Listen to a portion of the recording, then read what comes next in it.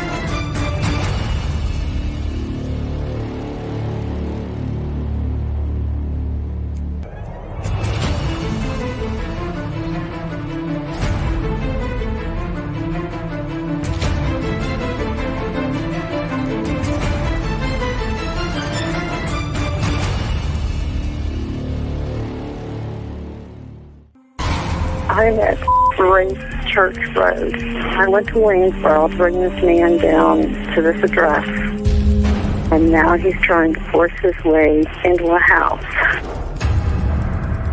I'm afraid to move my vehicle.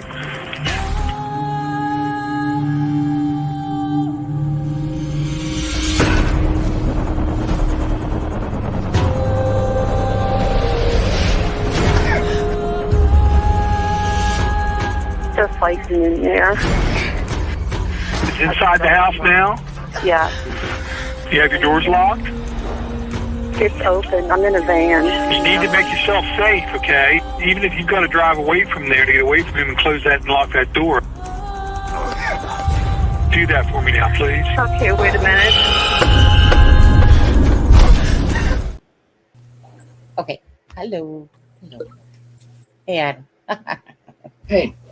Hey, how's it going? What you I'm doing? good. You? Just looking at the weather. Yeah. It's the only reason why we're doing this live right now. Yeah. I was just looking at fish. I was supposed to be making my husband some dinner. Didn't quite work that way, did it? Yeah. Was someone annoying you on Messenger? Was it? I think his name was Adam. Gonna do a live? We do a live? You gonna do a live? No. Hey, Sonny, what are you doing? Gonna do a live yet? Fine. Okay, so obviously there's probably a bunch of people doing lives right now. I mean, I knew that thanks to Alexa, she had sent me a clip about Anna Walsh's husband, Bryan Walshe, being arrested, charged for, of course, his wife's the M word. You guys know what I'm saying. Yeah. Okay. Yeah. And so very sad, but it's not shocking. It's a sad case. You know, I was listening to Ashley Banfield as well, and Yeah. she was saying how that the children are in protective custody, that there is no family members, that the mother and father live in Serbia, and that, you know, due to, of course, restrictions and all that stuff, and that, of course, Bryan's mom passed. Yeah, Bryan's mom's being looked at because of, you know, in the garbage there where they found certain things to do with, you know, the crime, obviously. And then, right, his dad's passed. And so it's, yeah, so same thing here, right? You got 3 little boys in child protective custody, don't have a mom. Their dad's in jail. And it's just absolutely heartbreaking. Ashley Banfield did report last night that there are, and we also heard in our chat that there are 3 neighbors or friends that have petitioned DFS or whatever it's called there for custody of the boys or to take guardianship of the boys. Yeah. But hopefully those applications can go through quickly. Okay. It was showing 14 hours ago, the last one I just watched. Yeah, it was the one from last night. I watched it last night right before I went to bed. Okay. Because we had talked about, someone had mentioned it in the chat last night, that friends had petitioned the court. And so when I then heard it on Ashley Banfield, I was like, oh, that made me feel so good. Hi, Miss Dog Lover. How are you? I'm finding YouTube really glitchy today. Are ya? Well, that's because it's not cocktail hour yet, Miss Dog Lover. Right. There we go. Miss Dog Lover super chat. £1.79. Thank you. Oh, I swear that. I'm finding it really glitchy today. I thought that was $1,079,000. I'm obviously, my eyes are a little bit mistaken here. Thank you, Miss Dog Lover. Okay, so let's do this one, and then we'll get into Bryan Kohberger and about the repeated messages. That article, it's funny. We, as much as we look into this case, and I'm in a Discord group and Facebook groups, and that article popped up on my phone just like randomly. Yeah, just like boom sometimes. Yeah, I was like, oh, okay. It's all that artificial intelligence stuff going on, for sure. But anyways, okay. It's true. It is there, Miss Dog Lover. So pour yourself a drink, and YouTube will be less glitchy. Okay, so here let's see here. Well, we'll leave the screen like this for a second. So, of course, Bryan Walshe faces new M charges in the case of wife Anna's disappearance. And Bryan Walshe, the husband of missing mother Anna Walshe, now faces an M charge in the case. Prosecutors said the M warrant was issued Tuesday, and Walshe is due in court to face the charge as soon as Wednesday, according to the Norfolk County District Attorney's Office. The continued investigation has now allowed police to obtain an arrest warrant charging Bryan Walshe with the M of his wife. District Attorney Michael Morse said that in a video statement. Read the full transcript of his statement below. Police have been searching for Anna Walshe for over a week. Though her husband initially said she hadn't been seen since New Year's Day, Bryan Walshe had been in custody since the weekend initially for allegedly misleading investigators amid the search for his wife. The search for Walshe has riveted people in Cohasset, across Massachusetts and the nation, and even abroad. Anna Walshe was born in Serbia, where locals have been tracking the development. Yes. And then I sent you a picture, Sonny, really quick. Sorry? I sent you a picture on Messenger really quick. What's that? Well, it's just the connection that I find uncanny between Bryan. Okay. Okay. I'll pull that up in a minute. The investigation has taken investigators across the Boston area. Police sifted through garbage in search for potential evidence, and sources confirmed that included among the items found in the trash facility in the Peabody were a hacksaw, bloody materials, including towels and materials consistent with some of the items Bryan Walshe purchased at Home Depot. Prosecutors said that during Walshe's arraignment Monday on the charges of misleading police, to which he pled not guilty, that the man bought $450 in cleaning supplies at the Home Depot, and that a knife and blood were found in the basement of the Walshe home. Is this one playable? Oh, let's play it. Boston. All right, Alicia, thanks for your reporting there. Now, look, in addition to that search in Brookfield, check this map out. There are other cases of missing women we're following today. We've reported on a missing woman out of Framingham at length, one in East Boston. And of course, the entire country is now following the disappearance of Anna Walshe. And if it feels like you're hearing about this more than usual, you're not alone. Our team coverage continues now with NBC 10's Oscar Margain. So, Oscar, you spoke with an expert who says these cases often have a common thread. What is that? Yeah, well, experts say that it's just not uncommon for somebody maybe to disappear for a couple of hours, maybe even one day. But what we've noticed is that there is a growing number of women, and in some cases, mothers, who have disappeared for days and have not returned. At least 5 women in 5 different Massachusetts communities are nowhere to be found. In East Boston, 41-year-old Reina Morales Rojas, a mother of 2, has not been seen since she hopped on a car last November. Then there's Lori Baxter, also 41 years old, who is known to frequent Boston's Mass and Cass and disappeared in late December. And still no word of Cohasset's Anna Walshe, her story making national headlines after disappearing on New Year's Day, her husband arrested for allegedly misleading investigators. In Framingham, police are still searching for 33-year-old Madeline DeShaso, last seen 5 days ago, who may be in danger due to health reasons. While 35-year-old Brittany T. hasn't been heard of since last Tuesday in Brookfield. How unusual is it for her to just not call home? Never. She would never do it. And that's what's bothering us the most. Brittany's case is the latest in a common thread, says attorney Wendy Murphy, who believes these are the result of a disturbing trend of abuse against women. It's just an understatement to call this an epidemic. So I'm not surprised. I'm a bit shocked that there are so many in such a short period of time. Security expert Todd McGee says that when it comes to missing persons, the first 24 hours of an investigation are critical. Timing is a very, very important aspect in the investigation. The longer the case goes on, the longer the person is missing, certain leads will possibly go stale, and that will shift the direction of the investigation. Now, in cases like these, experts say that it's very important to preserve as much information as possible and physical evidence so that investigators have the best chance at locating a loved one.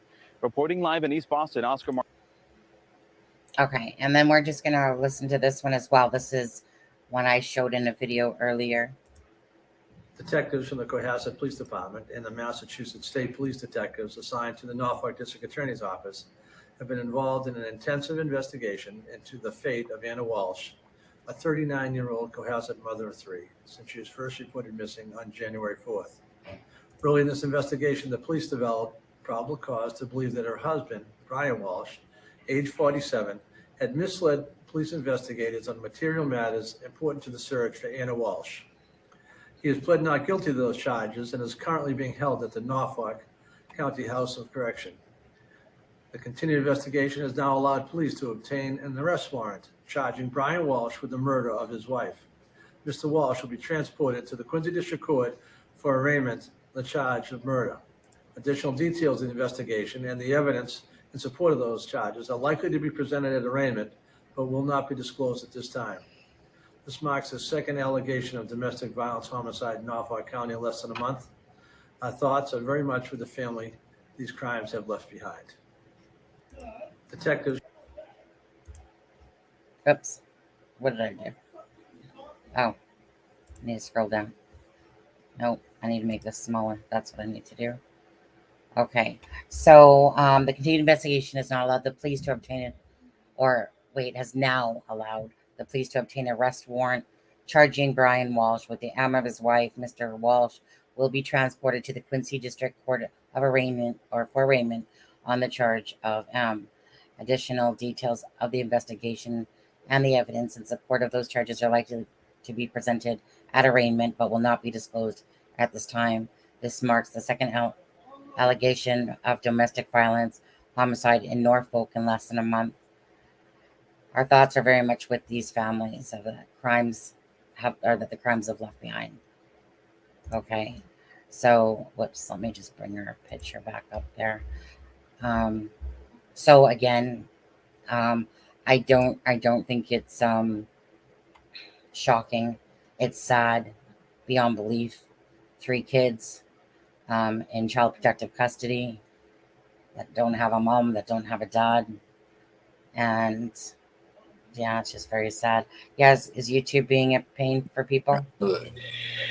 Yeah. And then Adam wanted to show a picture of. Oh, wait 1 second. I gotta bring that thing up.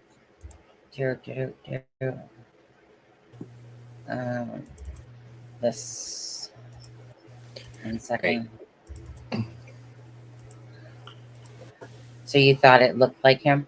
I mean, I find the resemblance uncanny. So I feel like Bryan Walshe should henceforth be known as the Penguin. Right. You said he looked like the Penguin yesterday, didn't you? Yes, he did. And there's Danny DeVito as the Penguin in Batman Returns. So, I mean, if you see it, you see it. The nose is getting there. Yeah. Okay. So again, that's just to update you on what's happening with the Anna Walsh case. And I mean, we all knew it was the husband. It wasn't rocket science. I know he's innocent, still proven guilty in the court of law. Blah blah blah. Same stuff. This happens so much all the time. It's just ridiculous. I don't understand the need, like what causes people to, you know, to do something like that, knowing full well, like, like these smart criminals are such dumb criminals, or they think that they're smart. Um, and it just never ceases to amaze me every time I hear this type of case, and that people had to take it too far. Chris Watts, Barry Morphew, Maya, what's his name, Maya Miletti's husband. On and on and on, and it's just really really sad. That one minute you're there, next minute the children rips their lives have been ripped apart forever, impacted beyond belief, beyond repair. Sad. Heartbreaking. Yep. I just hope that those boys can get in a home that they're familiar with, Yeah. and with people that they know, because I mean, I'm sure that Massachusetts is taking whatever care they can into making sure that they're together and getting help that they need. I know that they reported on Ashley Banfield last night that typically they'll try to put them in a home together, and that they'll put them typically, hopefully, with a family that has gone through training to deal with trauma. So I'm just hoping that those children can be, because 6 years old, 4 years old, and 2 years old, you don't have the comprehension to know what's normal, or what's, so all those kids know right now is that their mom and dad aren't there. Yeah. And that to me is what's heartbreaking. Yeah. And the whole thing is just heartbreaking. Whole thing.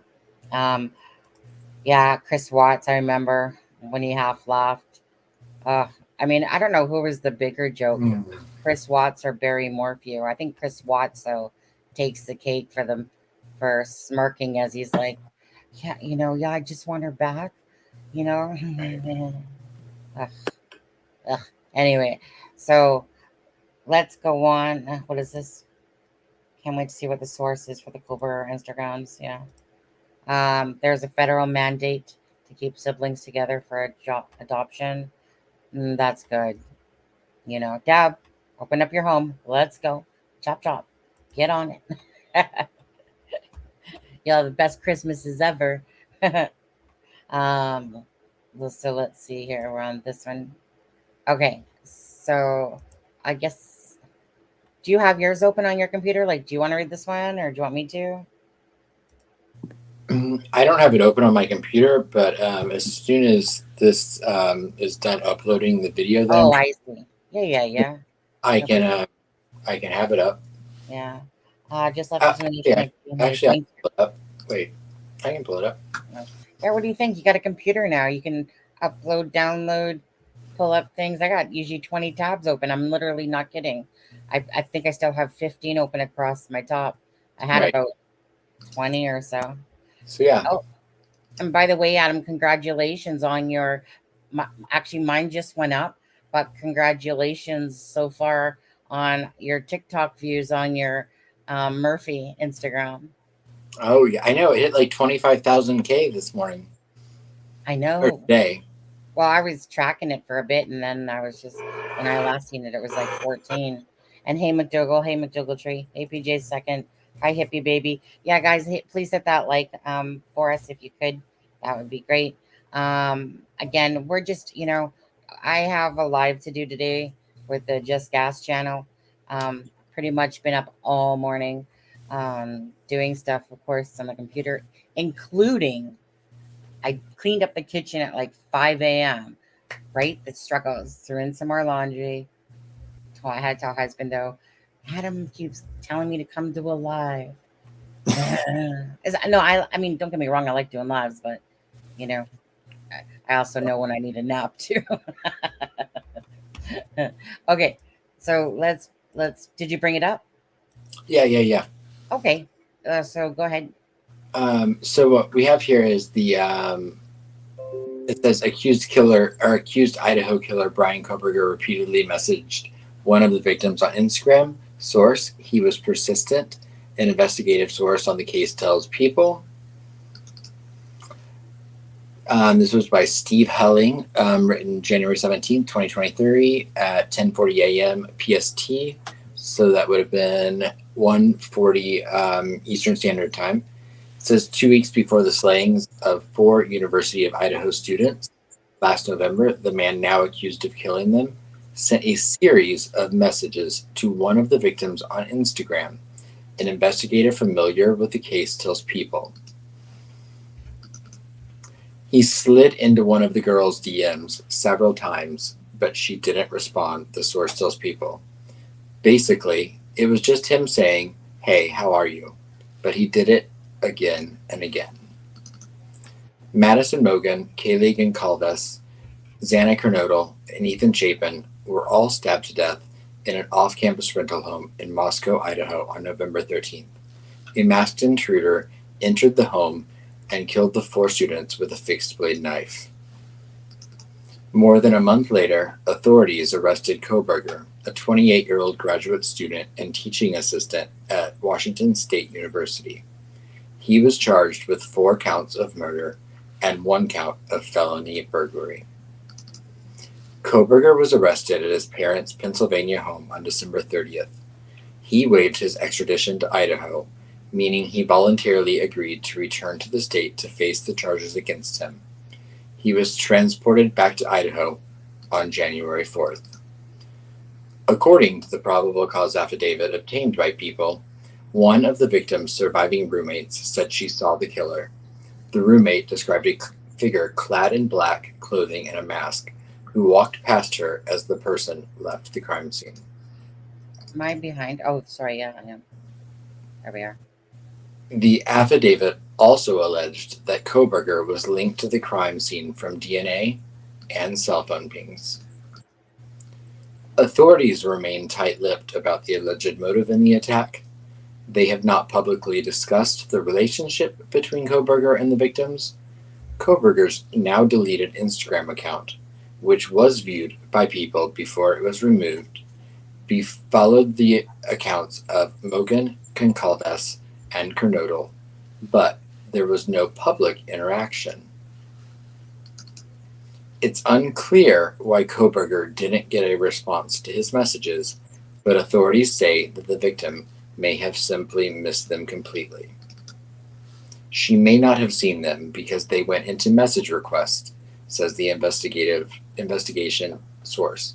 Instagram users are not notified when they receive a message from someone they do not follow back, and the messages go into a special folder.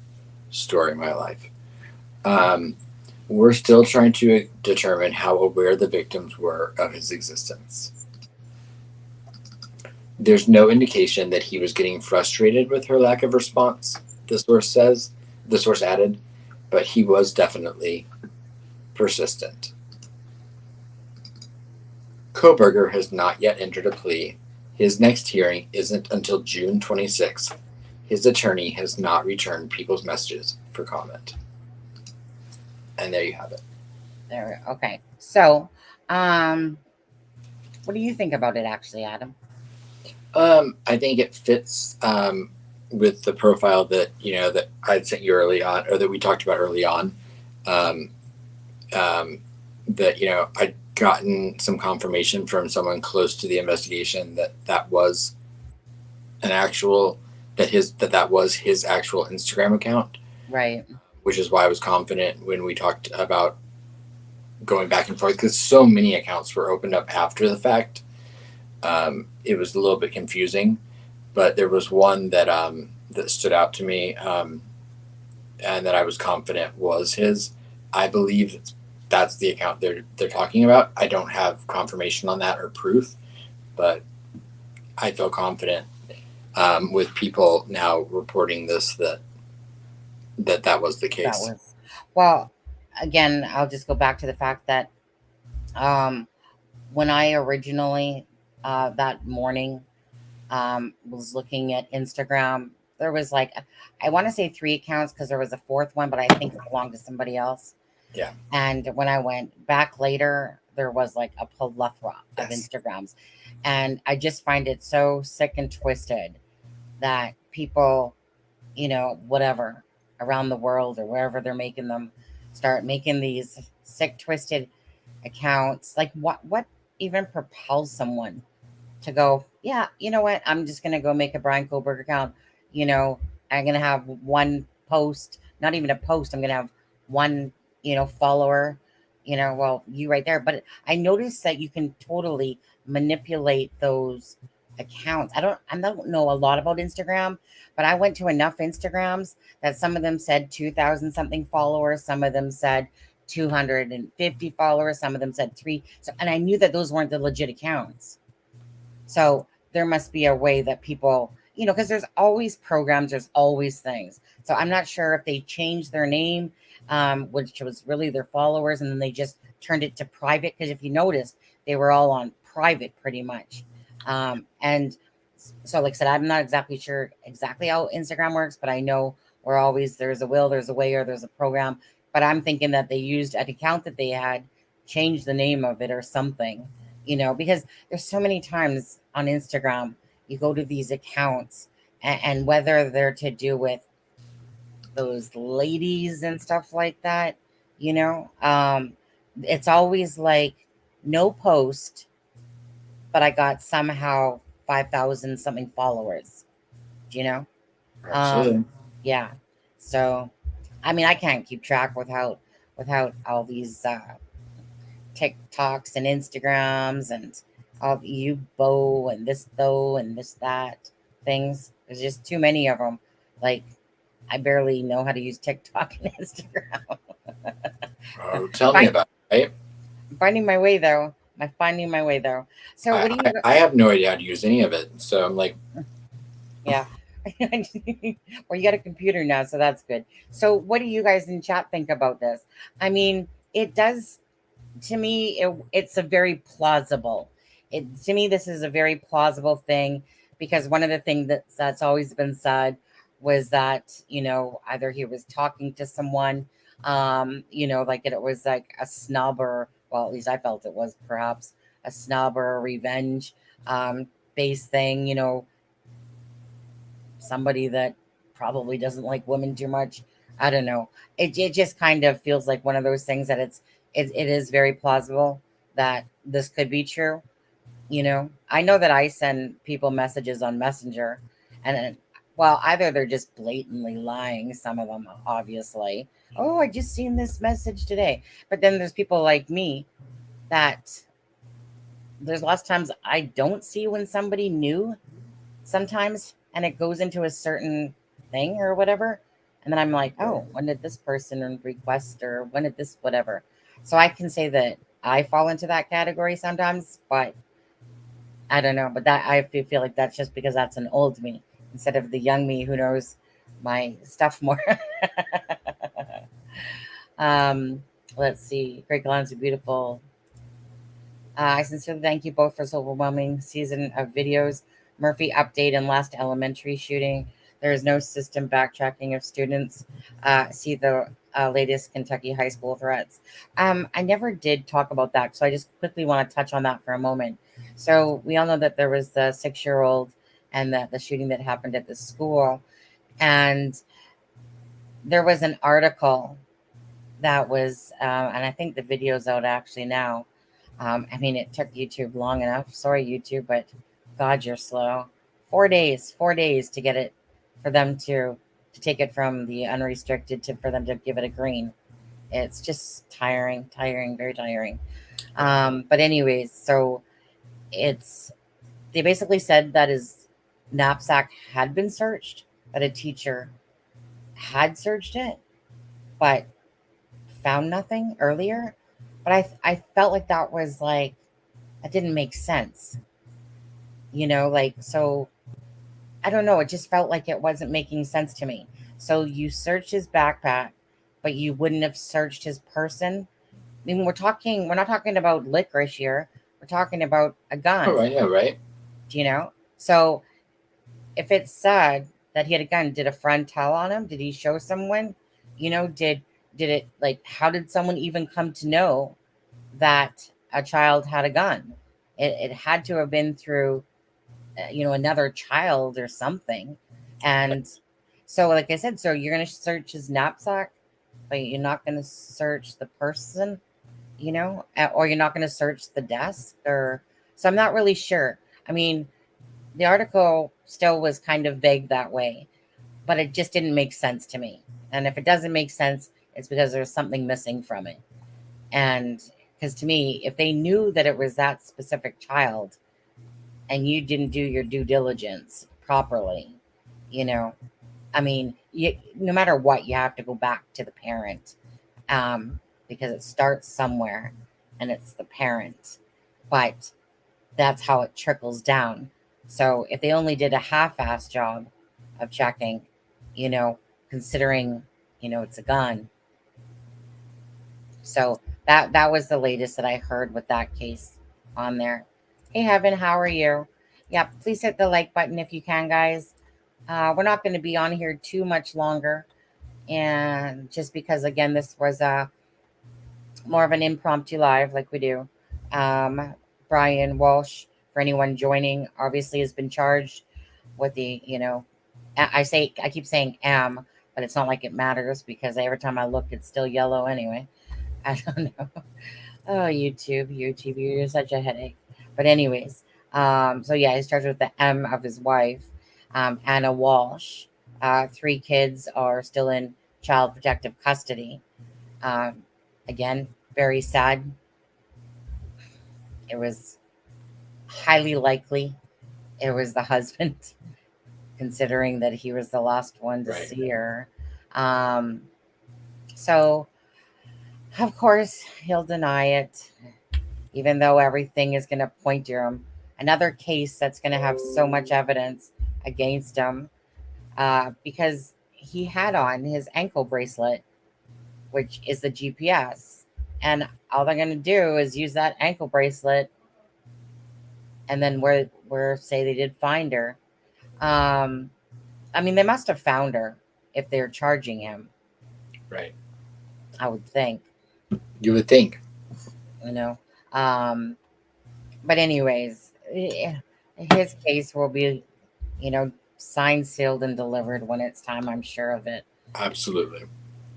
I got my Facebook set to private. Can't believe anyone would post their location publicly. Yeah, I don't post my location. Whenever it says that, like, allow location, I barely like to hit it, even when it says only while using app, if you're, GPSing it or whatever. I didn't catch it if they have dates of BK's social media contact with one of the victims. It said, let me go back to that. Okay, it said 2 weeks before the killings of the 4 Idaho students last November, the man accused of killing them sent a series of messages to one of the victims. An investigator familiar with the case tells People. I wonder what investigator that is. Right. In late October, an account that authorities believe belonged to Bryan Kohberger sent a greeting to one of the female victims. Okay, so that would have been in late October. Obviously, November 13th is when this all transpired. So, right. So again, I'm just kind of curious if anyone in chat thinks that do you think there's any credibility to this? Do you think that there's not? I mean, it would fit in line with the whole, probably, I would think, Kaylee thing, to be honest with you. Yeah. It would fit in line with that anyway. Did you see the other article that came out from that first responder today or last night? Because it was yesterday. That was the account of that first responder.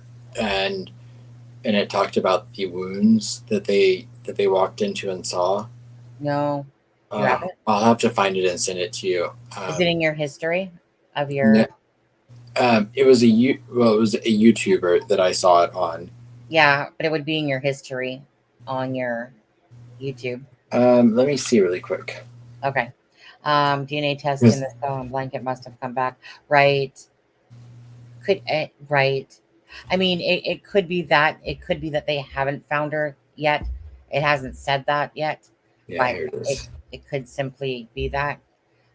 So he was stalking the house and messaging around the same time. Send it to you. Well, no.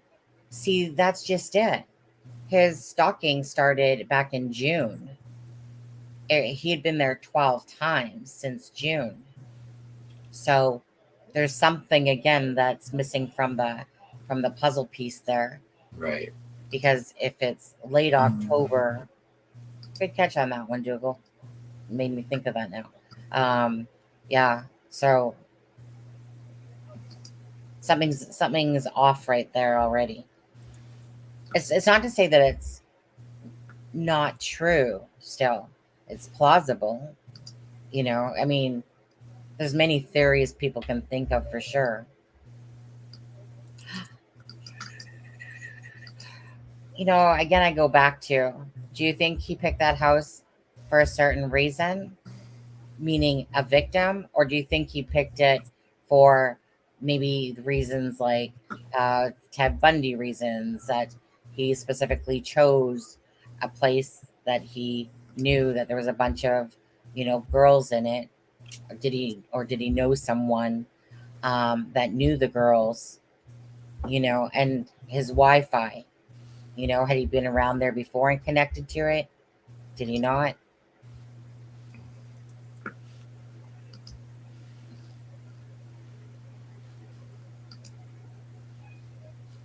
All right, well, only one-sided on BK side, not reciprocal, but right, yeah. On Instagram, does it show the sender if it's been read? I'm not sure. I really don't know much about Instagram, to be honest with you. And so if maybe somebody actually knows that answer. I'm not really sure how that one is. They say which person, but no, they didn't. They just said one of the victims. And hi, Steffa, how are you? Love you. That is like being near 1122 twice a month on average, right? Yeah. And who knows? Maybe more. It just depends if he turned off his phone. Like, if you listen to this, that one lady that was on that Drunk Turkey show, she was talking about the Wi-Fi and how there's really bad reception there because it's like agricultural land. And she was saying how Wi-Fi cuts in and cuts out. So they're probably missing some points, I'm sure, just because of that reason. I don't know. Yeah, I mean, there must be Instagram users on here that use Instagram. You guys know? I think you chose at least M or K. Correct. Go ahead and send me a message on Instagram at Google, and I'll tell you. If I ignore you, however, it's because I did it on purpose or not. Let me see if I can put it in the... Wasn't he also night jogging? Could be multiple trips that way, too, without his phone. Was he night jogging? I don't recall that. So one of his friends came out and said that they had night jogged with him. Oh, okay. For some reason, it's giving me trouble sending it right now. It's on the YouTube channel CDT. It's their last video, and it says Bryan Kohberger's first responder account. That's what it's called, CDT? Yeah. And is it a check on the front? Yes. Okay. Let me just see if this is it. And it's a long lot, but it's just, I only watched the first 22 minutes, so it gives you enough. It reads the article. Okay, so this is like a 1 hour and 49-minute live that yeah. But like I said, I only watched the first 22 minutes before I stopped, And Okay. it reads the article. Well, CDT, we are going to play a little bit of your. You can, and yeah, like you can fast forward through points if you need to get to the article. Okay. Oh, was it an actual like article? Yeah, there was an article, which I don't have the link to the actual article right now. No problem. I'll just make sure I put her channel. Yeah. Like I said, and you can. I'll drop the link in here. Wonder why he was in his new university in June since the semester started in August. Interesting. Yeah. Let me take that down. Go back up. Make it bigger. Let's see here. Okay. There's an article here. Is that what? I have explored the idea that possibly Kohberger ordered it. I've even explored the idea, Kohberger may have an accomplice out there who we don't know about yet. I'm open to about anything, but right now my working theory is just that it was a coincidence. But I am open-minded to it, and I have theorized on that. I would go back to about the 3 or 4 minute mark. So, yeah, we'll see where the discussion. Oh, go a little further, maybe 4 or 5, where she starts reading the article. That's where I was, so she was probably taking her a little bit longer. Hold on. Let's see. Essay. I volunteer to shave him. Okay, we're not going to read this entire article, but I did want to go through a little bit. So, Daniel Johnson, do you believe B is the one who ordered the DoorDash to distract so he could sneak in the back? As of right now, oh come on, no, I don't. Good. As of right now, good woman. My working theory is the DoorDash was likely a coincidence. Yeah.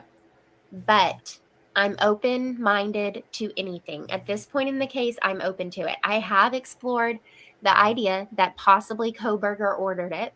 I've even explored the idea, Kohberger may have an accomplice out there who we don't know about yet. I'm open to about anything, but right now my working theory is just that it was a coincidence. Mm-hmm. But I am open-minded to it, and I have theorized on that quite a bit. So, yeah, we'll see where the discussion goes, and we can get into that. And I want to plan a live, too, where we just theorize. Just call it Let's Theorize. And then also I want to have a live where we look back. I have so many pictures from this case that I've saved on my computer, on my phone. No offense, but I got stuff to do. And I'm open to it. So it was a football Saturday in mid-November, the last home game of 2022. Talks about, the fraternity houses are wet frats. They allow alcohol. Now, this just real quick talks about the blood. So, and then in the heavy quiet of the new Sunday morning, 4 young corpses, all students, all friends, were found hacked to death in their beds in a pale, clapboard house, little more than a stone's throw away from the heart of the university campus.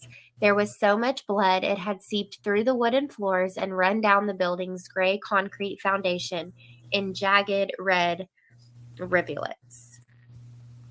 And this is a little bit graphic, but I did think it was worth sharing because, again, we're going to hear a little bit more about the first responders. This is the blood they are referring to. And again, this photo came out really early. There was a big debate on if it was blood. My opinion, it's 100% blood. From this article, you can kind of obviously gather it would be blood. And that's just so eerie to imagine. And of course, we know that part of the foundation was right at Xana's bedroom. So this graphic came from Grizzly True Crime, but you can see where the blood would have gone. So yeah, Daniel, it was so much blood. Right, exactly, Jay. And that's the thing. I know everyone here, understands this is a true crime podcast. So, hey, Delaney, and just everybody coming in, welcome. I'm not able to look at chat as much as I read through this, but I do want to read through just the main parts.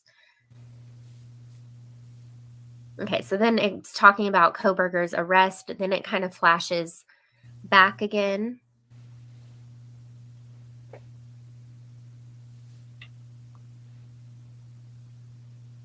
Okay, so this guy, Officer Shane Gunderson, was among the first at the scene after the 911 call came in.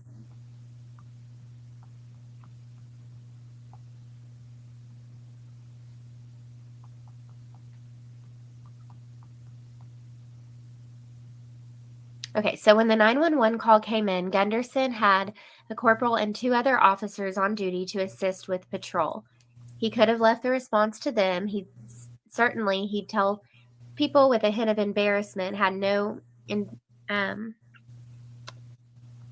what is that word? I can't read today. Imitation of something out of the ordinary. So he decided to go to the scene with his other officers. It was a quick trip. He says when he pulled up to the King Road home, immediately he knew something was very wrong. It was the noise. There wasn't any. Just an eerie, unnatural silence. A cluster of young people, university students presumably, were milling outside the open front door of 1122 like gulls on the beach. And yet they were exceptionally quiet. They weren't merely subdued. They seemed stunned, as if drained by a deep and intense shock. When the 3 mystified officers approached the front door, someone in the crowd, it would later be shared, muttered a single plaintive word, dead. So he says he would confess to others. Now, this is interesting to me. Once again, I think we all assumed this would be the case, but he says he was unprepared for the strong smell of blood that rose up in his nostrils the moment he walked inside. The coroner, who had once been an emergency room nurse in the earlier stages of her life, would describe the scene in press interviews as chaos, lots of blood. Few other words would even attempt to put into words what they saw. So they were stating as soon as they walked in the door, which we know was via the front door, they immediately could smell the blood. There was so much blood it had seeped through the wooden floors and run down the building's gray concrete foundation in jagged red rivulets. And so Gunderson and his 2 officers, largely mute, almost robotic in their movements, now stepped carefully across the blood-streaked wooden floor and proceeded to inspect a crime scene. So it says the officers set out to inspect each floor. They moved cautiously, not knowing what they'd find. Yet, of course, by now they knew. So it says the first floor was a surprise. There were 2 bedrooms, no sign of anything out of the ordinary. And then it mentions, obviously, Dylan and Bethany had apparently slept through the carnage. And then this is interesting. It was an explanation that made no sense unless one's life had been informed by the experience of being a college student who curled up in bed after a long night of drinking.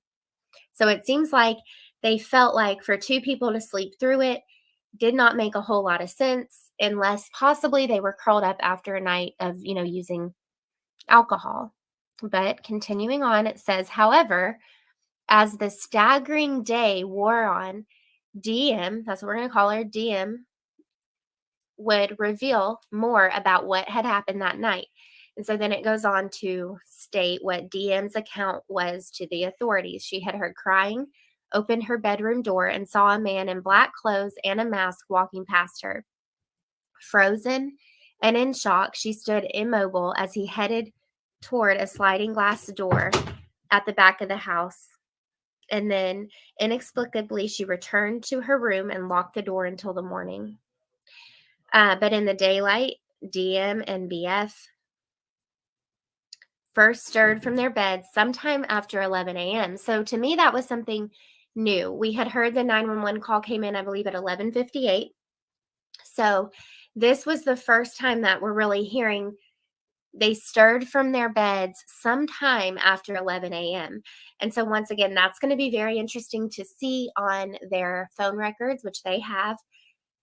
What time did they start summoning the friends? Did they summon friends via text message, via calling them, or did they physically walk to nearby houses or apartments where friends were staying and get them that way? So yeah, that's the first time I had heard that. That's sometime after 11 is when they woke. And I still want to know, like, who woke first? Did Dylan wake up first and call Bethany and say, hey, what's up? Like, I think, why is it so quiet? I saw this last night. Now I'm worried. Like, however this played out is going to be really interesting. Did Bethany come upstairs to Dylan's room, or did Dylan go out of her room and go down to Bethany's room?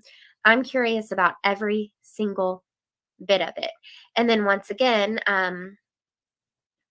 what did they possibly smell? I'm just curious about all of it.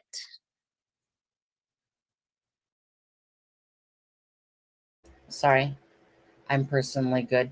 Thank you for the CDT, but it was, I don't know. What in there did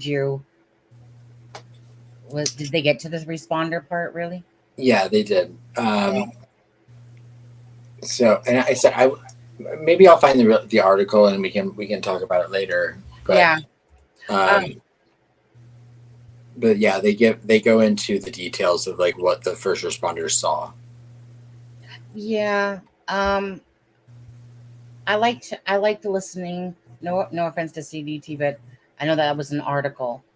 But I like to think more what that they were talking about on the Drunk Turkey show or whatever, when they were kind of going over. No, it wasn't him. It was the other one, whatever. Harsh reality. Harsh reality. Thank you. Because that seemed a lot to make sense about that timeline. Right. This article names the first responder that the information comes from, so that gives it credibility, in my opinion. But is it a publication that the article came from? Yeah. I didn't go and look for it for myself. I saw it on the YouTube channel, so that's where I mean, it says right there it's airmail something. The one Heaven's talking about. Yeah. I think she said she had it, but she hasn't read it herself yet. Yeah, you have to put your email address in to get it. Oh, okay. I think where Harsh Reality, who was talking about that, it was like. I will say that it does say that the amount of blood, not to be graphic, trigger warning, but that they. She already was with that article. Yeah, that Ethan and Xana, there was tremendous amount of blood, but that both of their faces were intact, and that it was almost eerie because they were so beautiful and that their faces hadn't been compromised, but that on the third floor, if you could imagine something being worse, it was. And the first responders reported that the difference even between Maddie and Kaylee's injuries were horrific, because where Maddie's wounds were direct and still fatal, Kaylee's were savage. Yeah, like what 10 to Life had said. And, that they were, huge, punctures and huge slashings. Right. And so that she received such a more. The brunt end of the stick is the brunt end of the stick. Yeah. Thank you. Yeah. So, I mean, the 10 to Life one seems very, because it was written before the affidavit, that one that you shared there, that one seems very plausible that it was Kaylee then. So now I probably have it more in my head, though, that it not Xana, even though about the driver's license thing, and, that probably more it was about Kaylee, and that.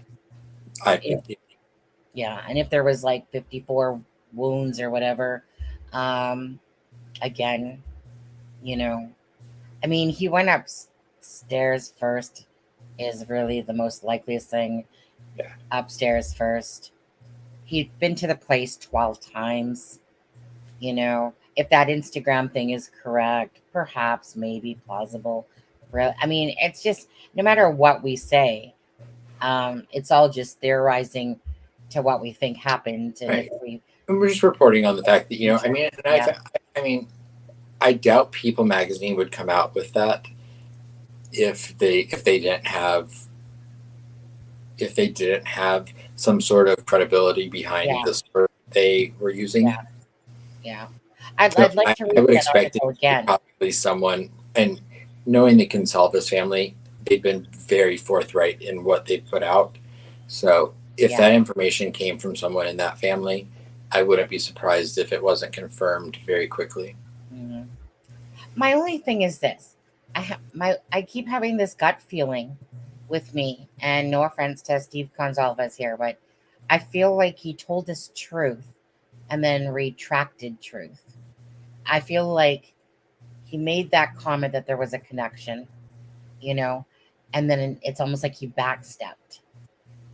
That's how Right. I kind of feel about that. It's almost like, because, Well, this might enlighten on that.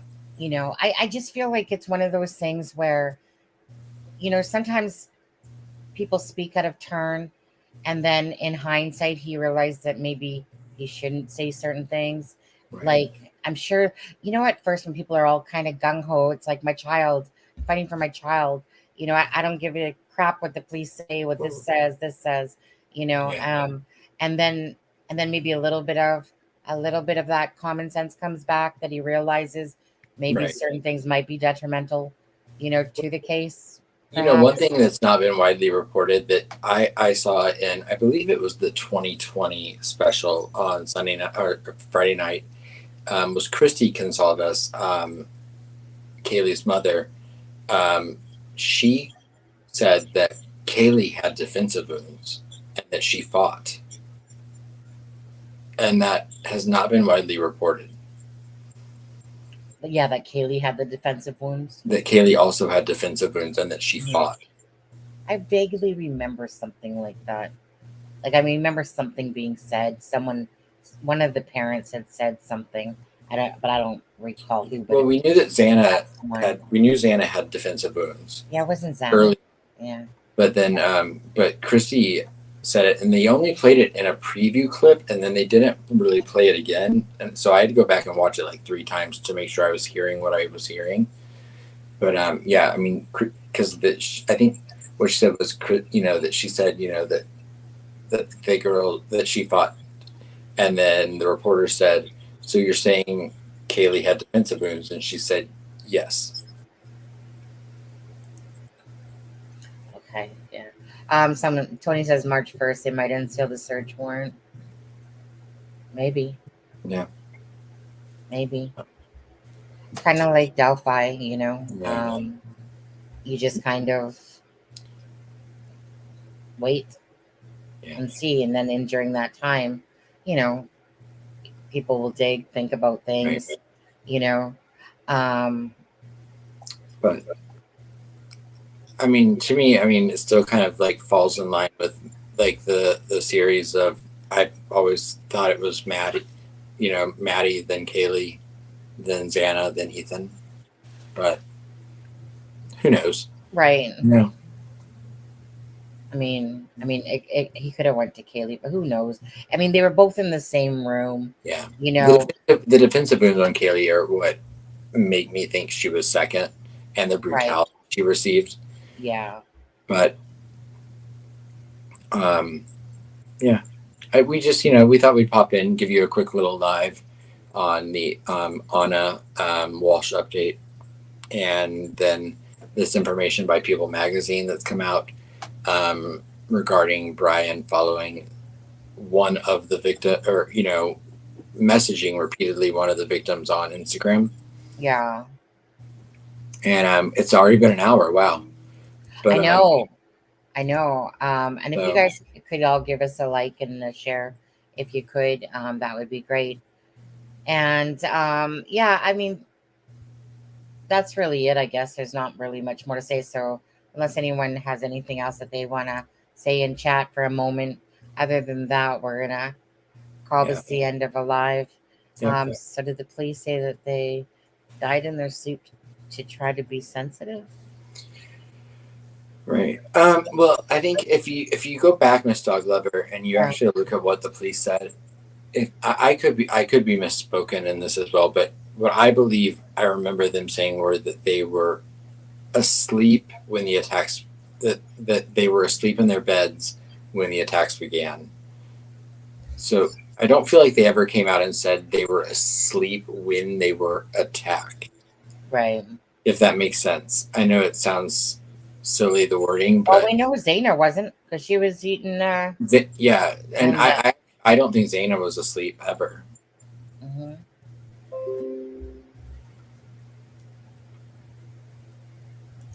Thanks, Miss Dog Lover. Thanks for coming in on a normal hour. Well, Miss Dog Lover will be out, or Sunny will be back tonight with that's Just right. Ask Lewis and Sunny. So you'll have to get a catnap in, and then you can come back in 4 hours and watch her and Lewis. I wasn't invited tonight. Do you want to come? I don't even know what you're talking. I don't know anything about Well, webcam. well, I was gonna say, and it's about YouTube creating. Yeah. So you best just sit in the chat and listen. Right.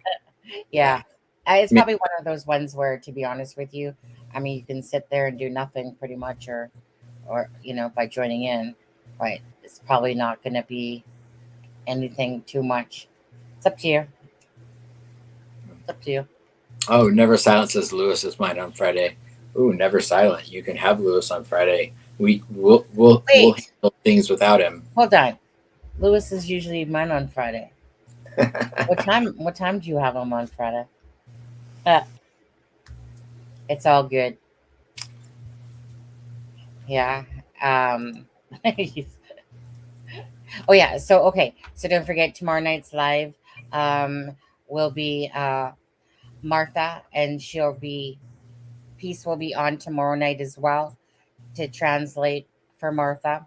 Martha is the one that made the video for Idaho to show the comparison between her camera and, of course, the Idaho, and how it was twisted around. So we're going to talk to her about that, kind of see how she felt about everything. And yeah, so that's I love that you went straight to the source. Yeah. You know what? I do that a lot. I try to. I don't know. I definitely don't always hear back from people. Like I've messaged quite a few people of Anna's friends from her Facebook that I came across. I thought were like closer friends. I messaged no answer. I've messaged Steve Gonzalez. I sent Autumn that video that I did today, which was her writing. So I just sent that to her. I didn't ask. I just simply said it and said, "Here, this is for you." I've, like I said, I've messaged the guy from that bar, that Seven Sirens. I message different people. I never really say it. You never really know, because I just kind of wait to see if I hear back from somebody. Of course. And then see how it goes. And then, I mean, it's one of those things. I mean, maybe we need an agent, double agents. Be like, can you come on the Instagram machine line?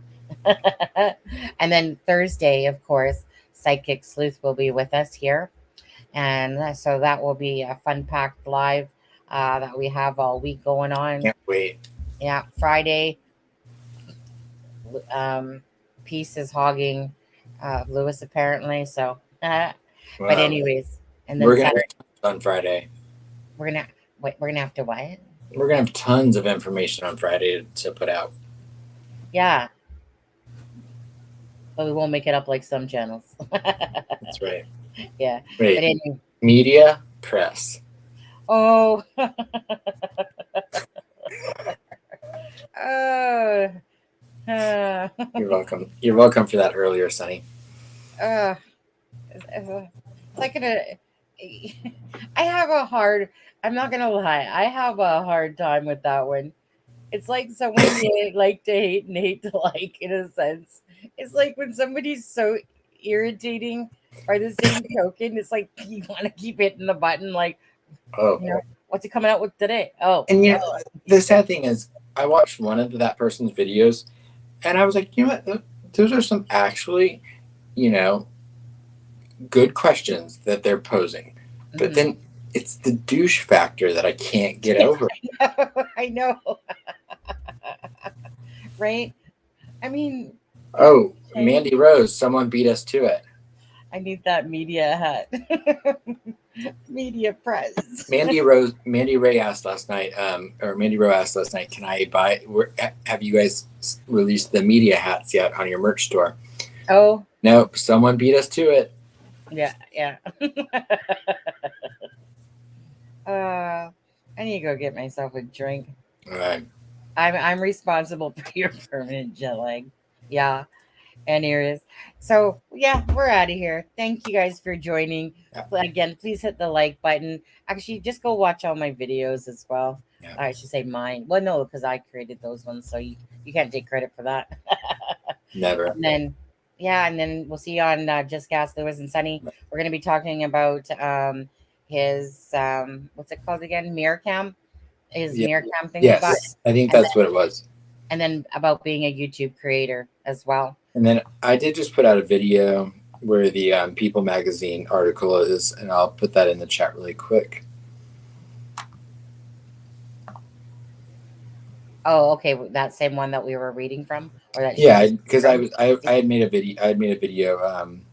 Well, I was making it earlier right when we decided to go on live, and so I'll put that in the chat. Yeah, but what's on that video? It's the People Magazine article. Oh, okay. I don't see it. Is it liking? Oh, there it is. What? Yeah. Wait, so that is the actual article right there? The People Magazine one, not the other one. Oh, my bad. You're talking about the Bryan Kohberger People Magazine one. Yeah. Okay.